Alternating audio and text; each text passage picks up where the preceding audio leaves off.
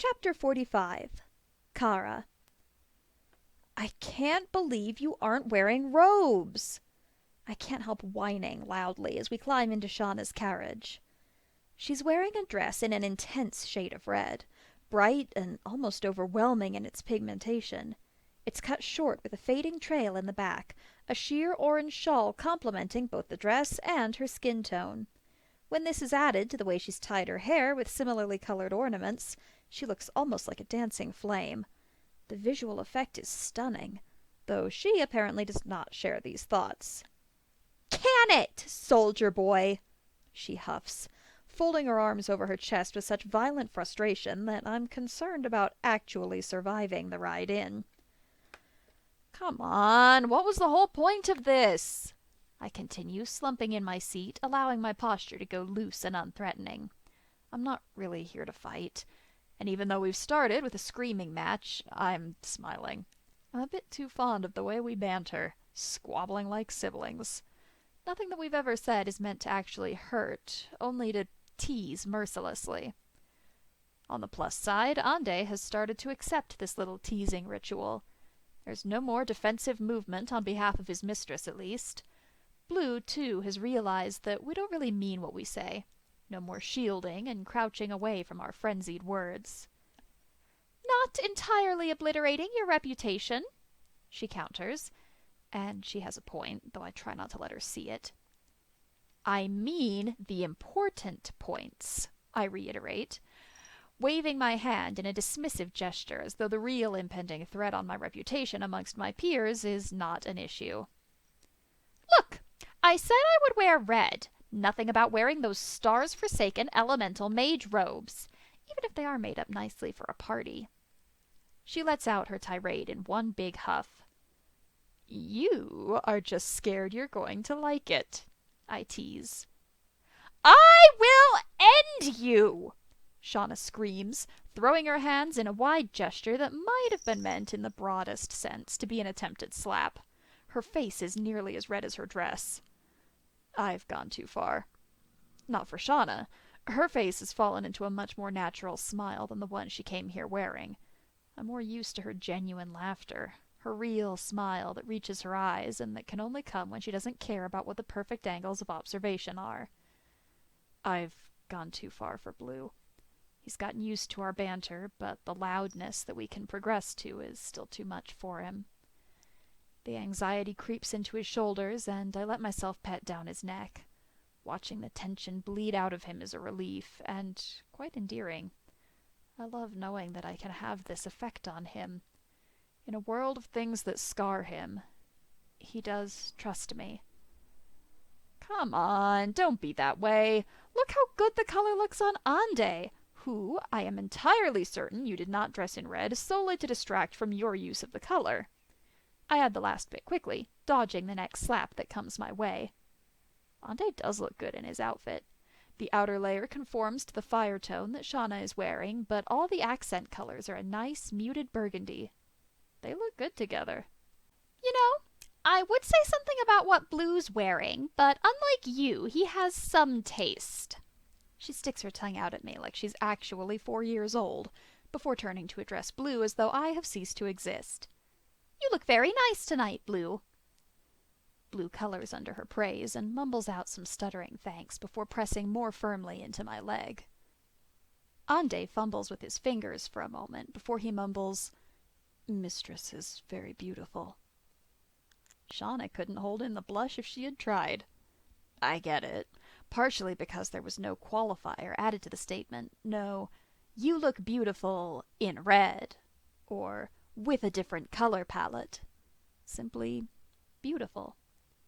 She's never been particularly vain, but she stands out in her family like a sore thumb. Her grandparents' marriage had been arranged by the crown as an alliance between one of the territories and the Eshi people. The genetics mixed together oddly, to say the least.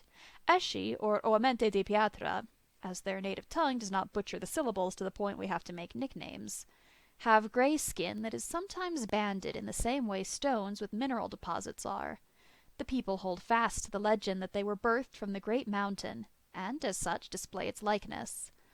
The first generation to come from their pairing kept the Eshi traits, though some of the children had found spectacular bandings that their Eshi parents had described as lucky.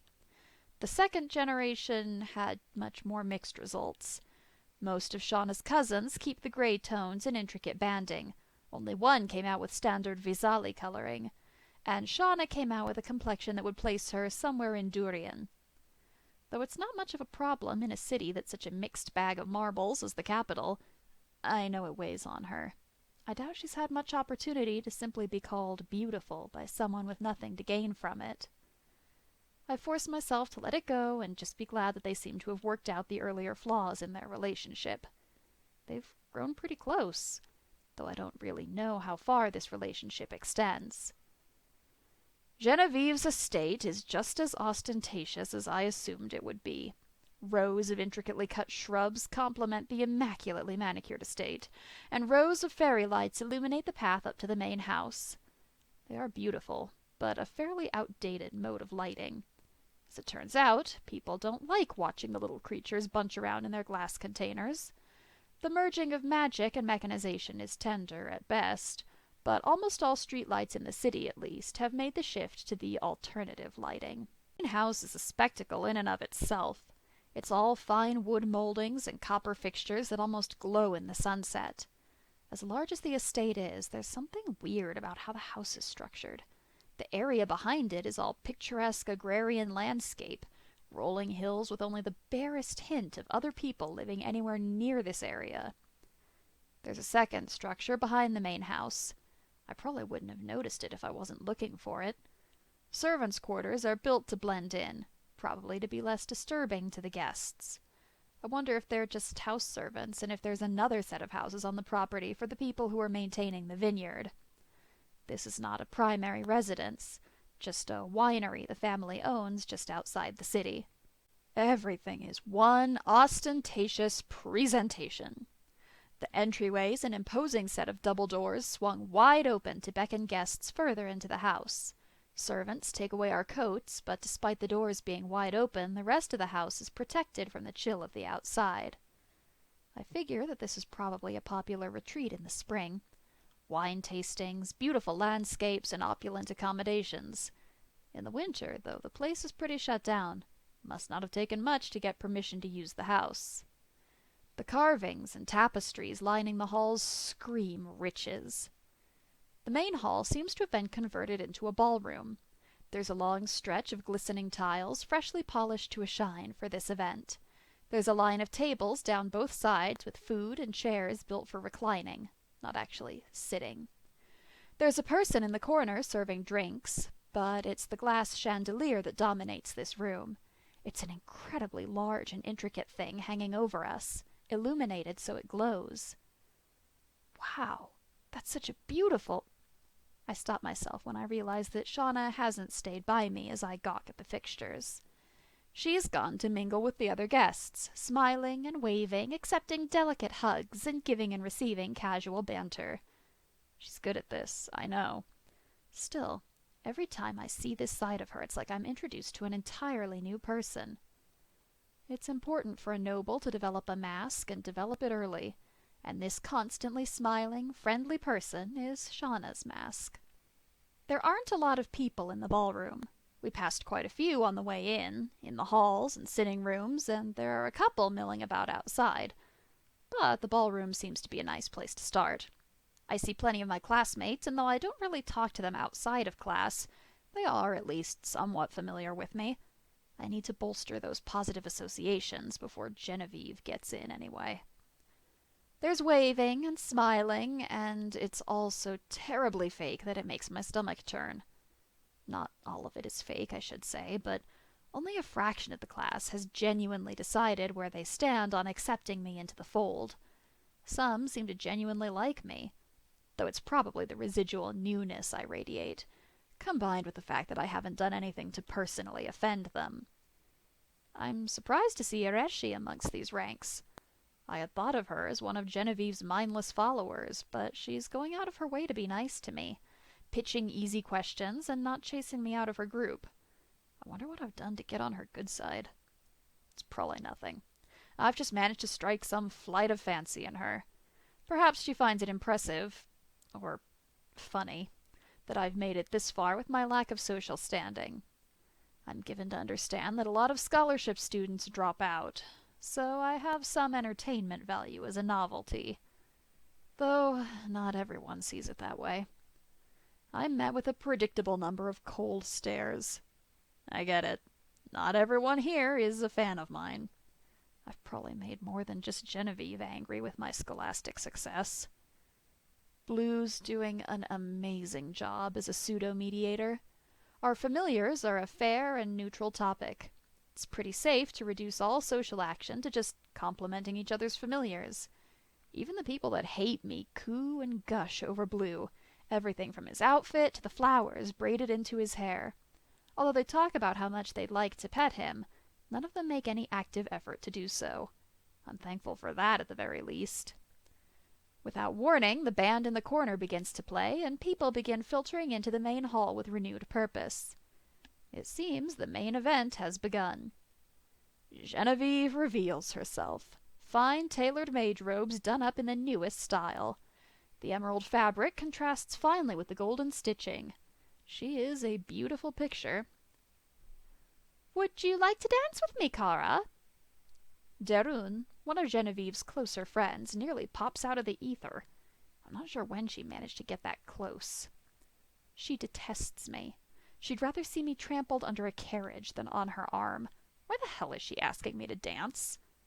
The thought hits with such clarity that I actually have to bite back a laugh. This is a test. An antiquated one, but a test nonetheless. The first dance of the evening should always be offered to the host, if only to be polite and show respect. Darun, I would love to dance with you, but I'm afraid I have to offer this dance to another. I say evenly, smile plastered onto my face. It's almost worth coming all the way out here just to see the sick glee on her face sour as she realizes I won't fall for her bullshit. Genevieve, too, seems surprised when I cross the floor to offer her my hand. "Well, Kara, this is certainly unexpected." She quirks her brow at me, but maintains her smile. Two can play at that game. How could I resist? You are stunning tonight, and I simply must have the first dance. I smirk, bringing her hand up to my mouth for a kiss. The others are free to pair up with whoever they want now that our hostess is taken, and most of them do find themselves a nice space on the dance floor, while the rest stay on the sidelines or wander their way into other parts of this house. We've apparently got the whole place to ourselves, so that means a lot of people will be ducking in and out. Inwardly, I'm thankful. I may need to find an empty room later in the night just to take a breath away from these folks. "You can just follow my lead, darling." She smiles up at me, the dainty and demure gesture hiding the heat I can see behind her eyes. The music shifts once we are all settled on the dance floor. It's a classic waltz now, and I have to exercise all of my restraint not to roll my eyes. It's a beginner's waltz, one nearly anyone with any kind of training knows by heart. It's basic, with an even tempo and no theatrical shift I need to account for. She's convinced I don't know the first thing about her world, the manners or the dancing. No, darling. How about you do your best to hold on? I adjust her hold and begin to step in time with the music. The fun thing about a beginner's waltz, arguably the only thing that's fun about it, is the amount of stuff a well-practiced dancer can incorporate. It's an interesting thing dancing with someone you hate. On one hand, the urge is to pull against them, but any good dancer can recognize the skill of a good lead or follow. Together, the flow is unstoppable. They've had their personal inclinations drilled out of them by teachers, by practice, by having to perform. So you find a good dancer, it's genuinely hard to pull away and make yourself fumble, even if we weren't in front of all these people. So all that energy, all that anger gets poured into the steps, gets poured into the way you move, and because onlookers are discouraged from calling it rage, they turn to more flowery terms. They call it passionate. "Aren't you just full of surprises?" she jokes, trying to rally some of her earlier loftiness once she overcomes her initial shock. Well, you were so kind as to invite me, I simply had to take on a few lessons in preparation. It's a lie. We both know it. I wouldn't have been able to get this good if I had started my lessons the second she announced the party. This is a beautiful estate. The chandelier's glow is enchanting. I try to shift the conversation with a compliment. She takes the opportunity to turn up her nose and pretend to be distant. Honestly, we've had the thing for so long, it's almost as though I don't see it when I walk in the room anymore. Would you like a closer look? I offer, just the barest hint of a tease on my lips. What? Her brow quirks, somewhat predictably, at my question. I suppose it would be better to show her what I mean. Just hold on, I say, pulling her closer and casting. And maybe I shouldn't have. Maybe if I had been feeling a little less vindictive, I wouldn't have done it. But at the time, it was the best way to undermine her. It's a show of both magic and regality as we twirl, dancing upwards on an easy platforming spell that I had memorized years ago. I'd never tried it in such a social setting, but it keeps something hard beneath our feet as we climb. The chandelier is even more intricate up close, beautiful fractals and flawless cuts of crystal. Genevieve's eyes sparkle in the light like they've been cut from another set of dyed crystal. The beauty of the moment is somehow unaffected by the way she clings to me like she's worried I'll drop her. We've got another half of the song, so I take her for a spin around the whole crystalline structure, one long loop around the dance floor. Unsurprisingly, there is no traffic up here, and with no concerns about bumping into others, we're free to make bigger strides.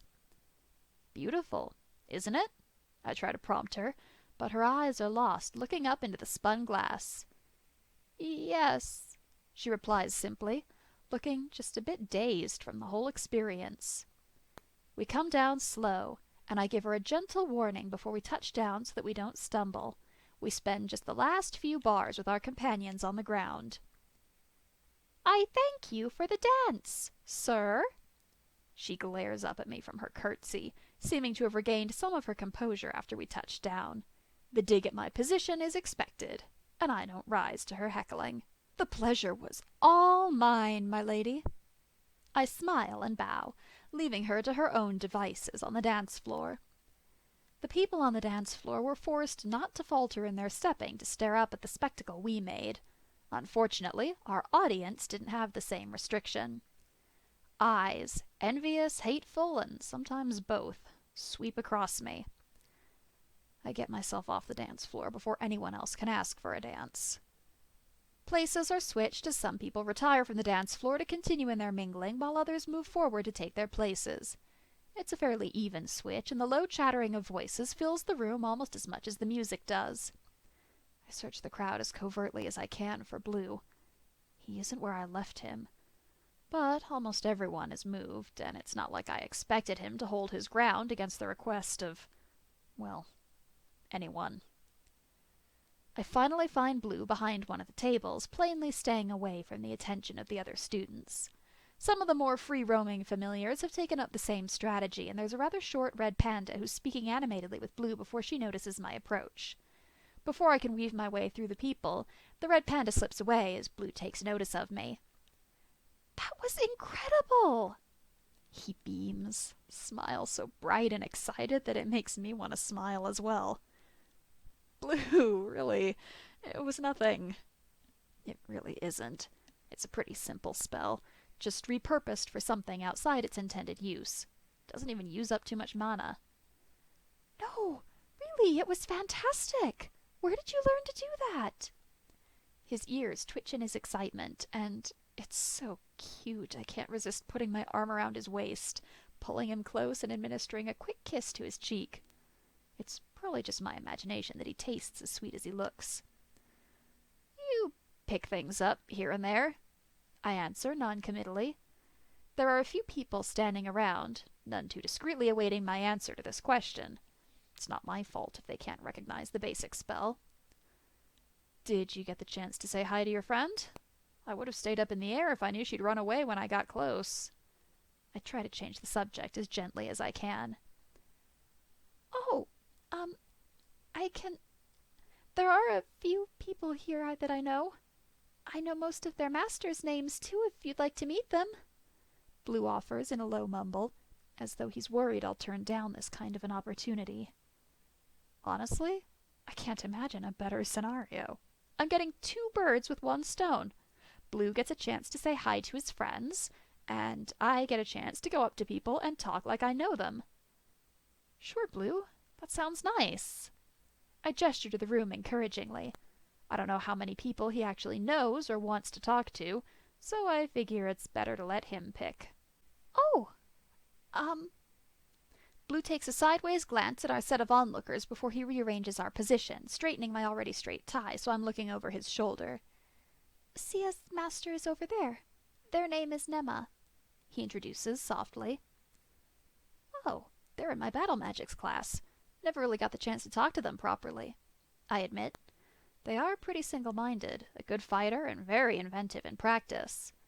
I don't mention the parody of a military outfit they're wearing. The cords over their shoulders don't have any meaning assigned, and though they've got an officially pressed seal over their heart, the pins are there to be shiny, and nothing more.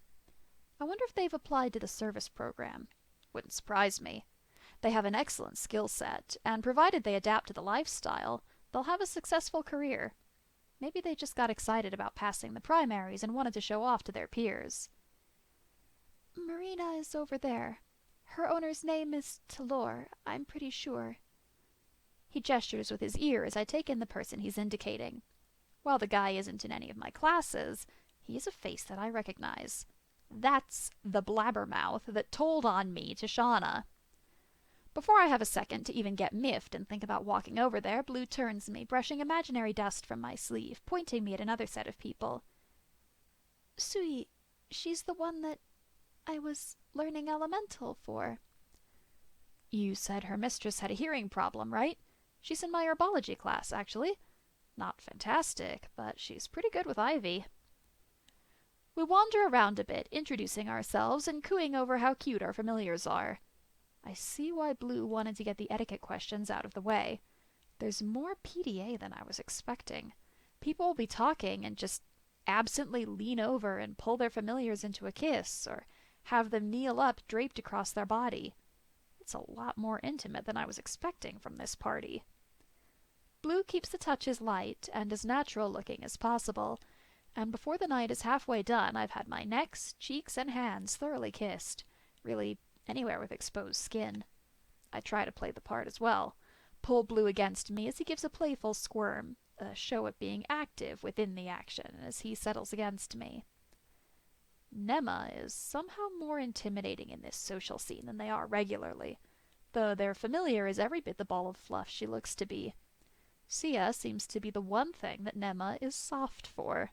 Their hard eyes and expressions soften a tiny but oh so important fraction when they see the genuine glee on their familiar's face.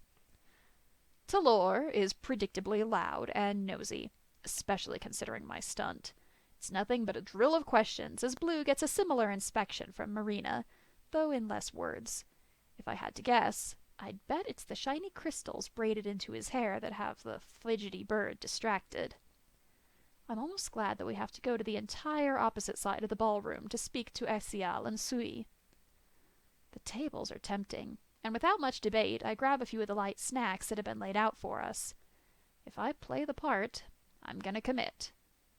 I hold up little bites of food for Blue from time to time, brushing my hand down the back of his neck. I am sorely regretting putting his hair up, if only for the simple fact that I can't run my hands through it like this. Blue takes the little bits without complaint, or rather, mostly without complaint. He says there's something strange in the scent of a few of them, and I trust his judgment more than my careless picking, and set them aside. Aside from the snacks he seems to not like, Blue is eager and responsive to my attention. I'm almost certain I see a smile as I hold his drink for him and he tilts his head back. Shauna seems to be following the same approach, and Ande, big mass of a familiar that he is putty in her hands. I wave an introduction to Ekial, making sure I have her attention before I try anything more complex. Having fun? She quirks a sideways smile, but her eyes look tired. I could use a break from the main hall. Be my escort?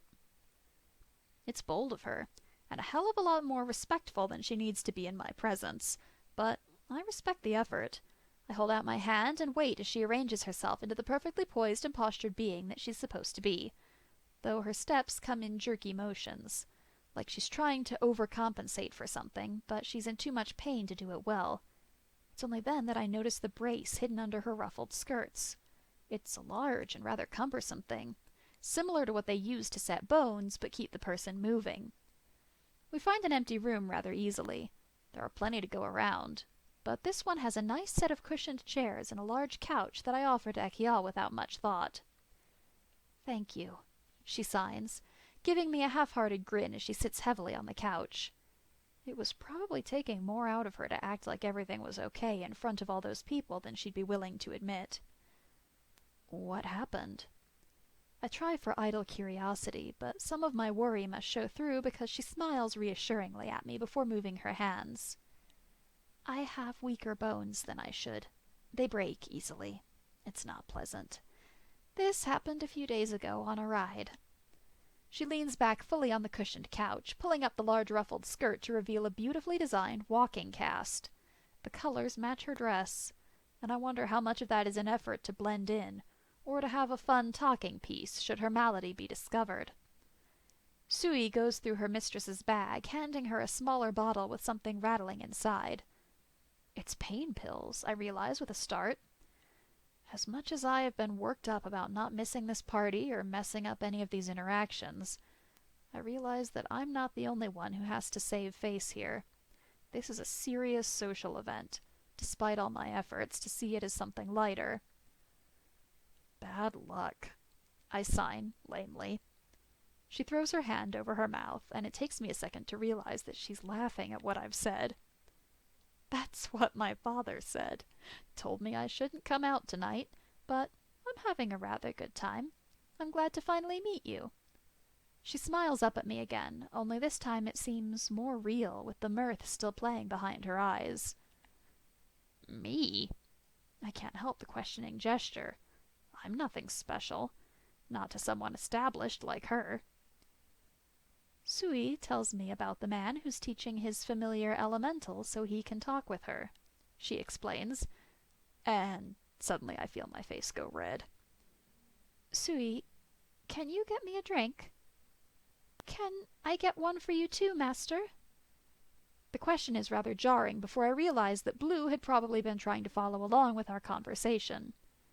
I'd rather not have him go off without me, but I suppose that going off with Sui is good enough. He won't be alone, and he seems rather excited to get a chance to talk with her. All right, Blue. Just be safe. What could go wrong?